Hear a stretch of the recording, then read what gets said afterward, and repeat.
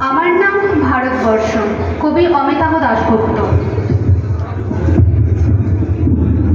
বুলেটে বুলেটে আমার ঝাঁঝরা বুকের ওপর ফুটে উঠেছে যে মানচিত্র, তার নাম ভারতবর্ষ।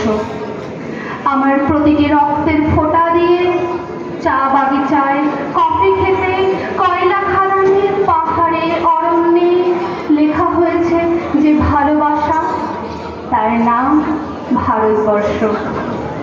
আমার অশ্রুর জল সেচে আর হাড়ের ফসফেটে খনির চেয়েও রুক্ষ কঠোর মাটিতে বোনা হয়েছে যে অন্তহীন ধান ও গানের স্বপ্ন, তার নাম ভারতবর্ষ।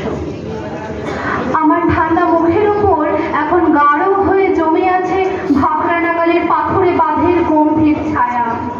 দিগ্বয়ের বুথ থেকে মায়ের দুধের মতো উঠে আসা তোলো ভেসে যাচ্ছে আমার সারা শরীর জুড়ে। কপাল থেকে দাঙ্গার রক্ত মুছে ফেলে আমাকে বুকে করে তুলে নিয়ে এসেছে আমেদাবাদের সুতোকলের জঙ্গি মজুর।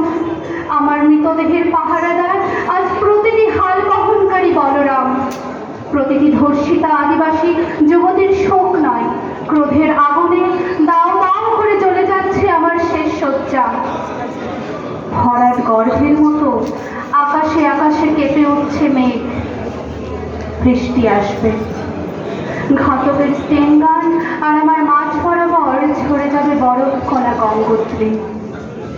আর একটু পরে প্রতিটি মরা খাল, বিল, পুকুর কানায় কানায় ভরে উঠবে আমার মায়ের চোখের মতো।